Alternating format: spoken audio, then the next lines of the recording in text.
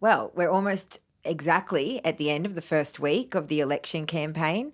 Have we learned anything more about the leaders are promising us if they get elected? Yeah, some things. I mean, there have been some policy announcements, but also in a way it's becoming a bit of a vibe election. There are a lot of places where Peter Dutton and probably to a lesser extent Anthony Albanese say things that kind of leave the impression that they've made a promise or that they might do something. But when you actually look at it, they haven't committed to what they're going to do. So it's sort of like pseudo policies for a soundbite, and they kind of vanish when you try to hold on to them. And that means then after the election, if we try to hold them accountable for what they've said, they haven't actually said exactly what they'll do. And I think this is happening more and more as the news cycle goes faster and faster. But I think it's something that we really need to address because it really is happening a lot in this campaign. It is interesting how many campaign announcements are really without detail here, or some of them are thought bubbles. And I don't really know how much of it is just ill discipline or how much of it is actually a deliberate strategy of, half floating things and messaging to certain audiences. I think in some cases it's definitely deliberate strategy. If you want to say something where you can give the impression on social media that you've said it, but you're not actually tied to something, I think it's quite deliberate in some of these policy announcements. I think there are kind of two different things, aren't there? There are actual policy announcements. Obviously, the coalition's budget reply was one. But then there's another sort of, not exactly an announcement, but where they say something in response to a question or in an interview situation, and then they get picked up on that the next day, and then they have to explain what it is. And it's kind of their policy, but it's also just a thought sometimes. Or maybe I might be gonna. Yeah, and I think we've seen a bit of that as well, which we can probably come to in a bit more detail. Yeah, well, there are quite a few things to step through, but you just referenced the budget reply. Since then, we've had a few dribs and drabs of coalition policy, but are we any closer to understanding how and where they're going to cut the public service? Well, no, not really. I mean, we've been trying to get a straight answer on that for weeks and weeks, and it's still not clear to me. I mean, maybe you guys have heard more, but I still don't know if it is immediate cuts or if it's all through natural attrition. I still don't know if they're all in Canberra because that varies as well, but I think there are only like 70 or 80,000 public servants in Canberra, so that'd be half the public service. They say it won't be frontline services, but that's pretty much what the rest of the public service does. So no, after many, many weeks of trying, we still don't really know. And they're saying, well, we'll put that out in a costed and detailed format sometime in the future. But I think pre-polling starts in 19 days. Like, the time to know the details is right now. And that is a material thing for voters, if they're public servants, for instance, that they're going to want to know before they go to the ballot box. There was a particularly frustrating exchange in relation to this on 7:30 this week, where Sarah Ferguson was trying to press Bridget McKenzie about how many public service jobs they would actually cut, what they meant by frontline services, etc., and just got the most, like, every time she said, so which exact jobs can you be more specific about this? Which jobs would you cut? What do you mean by frontline services? Are you saying all these back-end services are not producing anything worthwhile? Honestly, like, anyone who's worked in any organisation, including a public service body or a private company, there are people in the back room whose jobs are absolutely essential. Like, and just as important, yeah. People who are doing your IT, people who are your building manager, people who are doing your rosters, people who are, Oh, Lord help us figuring out the actual policy. Doing payroll, everything. Like, if you just left, like in a Liberal election campaign, if you just left the people who are standing out front and they were the only people employed and they had no backroom staff organising their flights or, all this stuff, it's just crazy. But the PISA scores goes to the other sort of impression thing that doesn't actually have much behind it, which is maybe they'll cut the education department because they don't employ a single teacher or run a single school. Well, no, that's how our federal system works. The schools are run by the state government. It doesn't mean you don't need an education department. And if you follow that logic through to the logical conclusion, we wouldn't have an education department at all. Now, surely that's not what they're intending, what the coalition is intending. But to be honest, I don't know what they're intending. And a lot of the people who work in the Federal Education Department also work in really important areas like compliance and childcare, which was pointed out to Peter Dutton. But I feel like when he's actually pinned down on any of these specifics, it just falls back to talking points. He falls back to, Australian households are doing it very tough. They know that they have to stretch every dollar. So federal departments should be able to stretch every dollar. But it doesn't actually get to the core of the problem, is how do you replace 41,000 public servants if they're cut? What will happen if that work needs to be outsourced? Do you end up with spending more money on contractors and the private sector than you would in the public service anyway? I feel like there's just a complete lack of detail there and falls back on talking points. Well, and also it's not a number that has been derived from working from the bottom up about where you might be able to find efficiencies. It's just a number of, okay, that's how many more public servants there are now than when Labor came to power, because Labor made all those savings from consultancies. So we're just going to cut all of them, or maybe lose them all by natural attrition, or maybe what the hell, I don't know. But it's not a considered policy built from looking at the detail. It's just a number that seemed convenient, I think. And if you look at where those 41,000 are actually growing, some sectors are defence has massively expanded, NDIS. which was actually, AUKUS was negotiated under a coalition government, adopted by Labor. But, you can't build a nuclear submarine without public servants. There's a whole lot of regulation work you have to do. There's a whole lot of policy work you have to do. It's very complicated. How are they going to do it without, more public servants? Where are they going to cut? And the ABC has also been thrown up in all of this as well. It doesn't seem any clear policy, but the ABC has been mentioned. Yeah, Peter Dutton has refused to rule out cuts to the ABC. We also know from reporting by Amanda Mead, our media correspondent, that he's refused to meet with Kim Williams as well, the chair of the ABC, which is quite unusual. Normally, potential leaders would meet with the chair of the ABC before an election. But he hasn't also, on the other hand, been specific that he would cut the ABC. And I think it's another example of this messaging for, News Corp and, people who want him to be a ideological warrior. He's giving them a little bit here, but on the other hand, he can plausibly deny, no, we're not. And for the Nationals who really worry about it because the ABC is so popular in rural seats, he's saying, no, but we'd keep the emergency warnings and the public service broadcaster functions and the regional functions, because he knows that the Nationals will be really upset if it looks like the ABC is going to be cut in the region. So, I reckon you're right. It's sort of a bob each way. He was asked this morning whether he could name any particular journalist at the ABC who he liked, and he wouldn't name a single journalist, which I thought was quite amusing. He said, look, there's some good journalists at the ABC. So he's walking a tightrope here, I think, in many ways, between, giving the base what they want, but also not alienating himself or making himself look too MAGA or too associated with Trump in many ways. So, the other example of that was when he was asked on Sky whether there was a woke agenda in schools, and he went off. He didn't actually use the word woke himself in the answer, but he was responding to the question saying, there's ideological indoctrination in schools that we're going to look at. And then Sarah Henderson, the opposition education spokesman, gave an interview also this week saying much the same thing about universities, as they were going to use the tertiary education quality assurance body to investigate particular university degrees that might be indoctrinating students with a woke agenda. And obviously this is like it's been suggested that part of this is that Dutton in particular is comfortable talking to Sky and to 2GB radio in Sydney as his usual media kind of interviews. But now during an election campaign, obviously you say that in the evening, the next day you're in front of a bank of reporters and they're going to ask you about it, which is not necessarily the case outside an election period.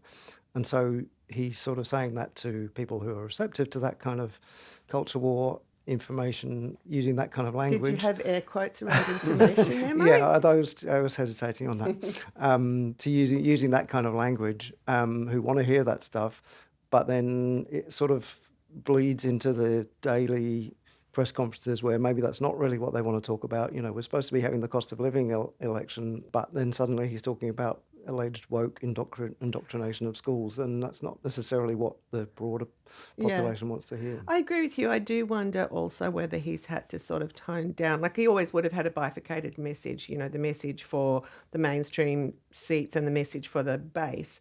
But as I think probably before the campaign started, that message to the base, the sort of slightly Trumpy kind of messaging, might have been dialed up a bit more. But as President Trump and what he is doing is really raising alarm in the Australian electorate, I wonder whether that's kind of getting dialed down a bit, because it really isn't going to play well to a large portion of the electorate. So the bridge he's got to straddle is sort of wider. And also, in relation to what we were talking about previously about the lack of detail, needless to say, they have produced very little evidence of woke agenda indoctrination in schools from Department of Education public servants or anyone else. Also, the curriculum was redone under Scott Morrison, Under under the Scott coalition. Morrison's So Details. yeah. But the result of all this is that he really could do anything to the ABC, like fund it by an extra 50% or cut it by 50%, and he wouldn't be breaking any election promises. Exactly. You know, so Tony Abbott, it took them till the very end of the campaign. He finally said, you know, no cuts to SBS, no cuts to the ABC, and then he could be held to that as a broken promise. I mean, Peter Dutton could do anything and it wouldn't be a broken promise. And this discussion is also very relevant to the coalition's energy policy. Have we been able to interrogate how they say that they're going to bring power prices down? There's a theme developing here, Bridie. No, again, not. We've tried for many, many weeks. We've discussed this many, many times. The coalition wants to divert 50 to 100 petajoules of gas into the domestic market from what would otherwise be exported on the spot market.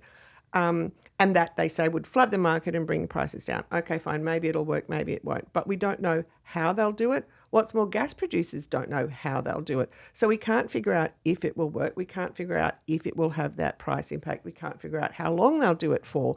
There's also suggestions that they're going to sort of get the gas producers to agree to that, whatever mechanism they're going to use, with quid pro quos in terms of approvals of big offshore gas projects. But we don't know what they are either. So it is we will achieve this outcome without any of the workings out of how they'll get there. And this goes back even before the gas announcement to their nuclear program, which is, they keep saying, is based on the frontier economics modelling, which suggests that establishing the program would be 44% cheaper than the equivalent with other forms of energy. But they're sort of eliding that into suggesting that your bills would be 44% Which it less doesn't say. once it's up and running in the 2040s. Which, it's even the modelling doesn't say, but they just kind of keep repeating that figure. Oh, it's 44% cheaper. And weirdly, what the modelling does say is that we'll be using less energy and less gas. And also now if you take that modelling at face value, we're using less power. What does that mean for the future of our really energy-intensive industries like aluminium, steel? Again, they've refused to answer those questions about what it means for the sector. You had quite a comical exchange this week with Angus Taylor, being asked what the price tag of the nuclear policy was. And he said, well, it's 44% cheaper than Labor's policy, but he wouldn't actually give the headline figure. 44% of what? 44% of what? Yeah. He was asked about 7 times and he just kept on saying, well, it'll be 44% cheaper, but the question is 44% cheaper than what? Again, it goes back to that lack of detail. And in the same kind of area is obviously climate change, the environment. What do we know about Labor's plans for environmental laws if they're re-elected? Yeah, so this is where Labor has a sort of similar on-purpose vague policy to do with environmental protection laws. So we know they went to the last election acknowledging what we all know, which is that those laws are not fit for purpose, and we've got, 2,000 or something species and ecosystems on the verge of extinction, and they promised that they would establish an EPA and toughen the laws. The toughened laws had long since bit the dust. The tougher EPA was still there until sort of the dying days of the Parliament, when it got shelved too because WA objected to it. And then right at the very end of the 47th Parliament, the laws got weakened again because of the problems with the salmon farming in Tasmania. So now the Prime Minister's saying, we will have an EPA in the next Parliament if we win, but it'll be a different model. No detail. What model? Don't know. How is it different? Don't know. How will it get past the objections of the WA government? No idea. So it again is we're going to do something. We won't tell you what. Have you ever seen politicians behaving like this during an election campaign before? Of course, they have always wanted to dodge questions or get their talking lines out. But this lack of detail, is that new? I think it's a trend that's been happening for a while.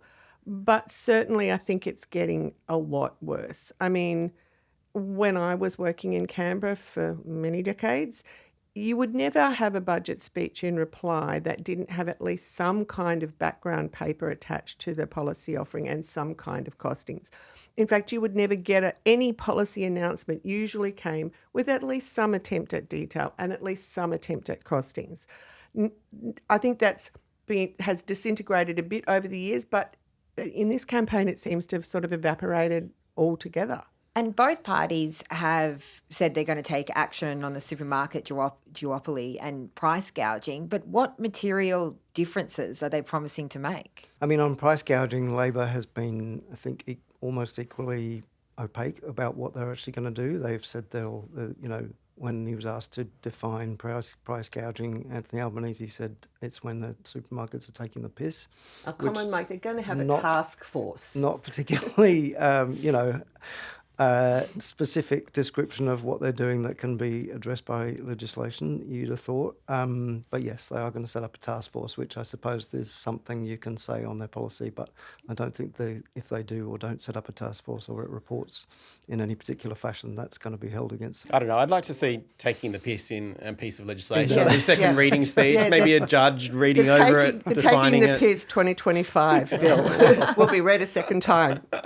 Where does this leave the opportunity or even the possibility for real reform? I think it's quite depressing, the prospects of real reform, particularly in an election cycle. As Lenore mentioned before, it's a continuation of a trend that's been going on for many years, and I think the 2019 election was sort of the death knell in many ways for releasing detailed policy before the election, because it gives the ability for sections of the media to go to really tear things apart or campaign on. For example, that time it was around the costings for Bill Shorten's, energy environment policy. So I don't think the prospects are particularly good for reform in the current trend. But things can change. This is a choice that we take as Australians, as the media, as voters as well. We have a choice in all of this. It doesn't have to be this way. Yeah, and it's sort of a matter of figuring out how to hold the electorate's attention, both by politicians as they make the case for something, and for us as well, how to hold people's attention to a particular idea while it's explained and while it's being considered, rather than defining it as a soundbite and moving on to the next thing. I mean, I think it's a challenge for everybody. But perhaps to be slightly more optimistic, we have seen Peter Dutton struggle in the campaign. I think when these questions have been put to him, not just him, Angus Taylor and other ministers as well, and not to excuse Labor on this either. Yeah. They have had their feet held to the fire to the extent possible in the kind of fairly brief interludes between flights when journalists get to question them, and they've floundered, frankly, quite a few occasions. Like, maybe it's time to make the absence of answers the story, because we still haven't actually nailed these things down. So is that how we hold them to account when there's nothing on the table to hold to account? I mean, I don't want to be too pessimistic here. There are policies on the table, but in discussing these things where we haven't got answers, maybe it is time to make the absence of answers the story. But I also do think that it's reflected in the polling that we've seen. So we've seen Dutton, decline in the polls and Labor regain the lead in some polls. But certainly there's a trend that points in that direction. And I think part of it is that he is actually being asked difficult questions on the campaign trail. He's having to respond to queries, and he's not as good at it as he was, just speaking to friendly media. True, but I'd be really cautious about the polling, actually. I mean, our poll tracker shows that Labor's primary vote's down 4%, but the coalition's only up 1%, and a lot of it's going to independents and Greens. But I think Redbridge is also saying that half of Labor's vote and maybe a third of the coalition's vote is soft, which kind of means this election's still a crapshoot. I just think when the election is this disengaged and uncertain, I'm careful about how we... Yeah. I think that you're right, there's a trend, but I think we need to be cautious. I do think there's a huge level of disengagement in this election particularly, and I think that's part of the reason maybe they have been able to get away with providing very little detail, that people just aren't engaged. It feels like a vibe election rather than a details and policy election, because people just aren't interested, and there's obviously a lot going on globally that is capturing people's attention more than the Australian election, but I don't think It's not the same as previous elections. I think people really had it in for Scott Morrison. There was a level of anger in the electorate.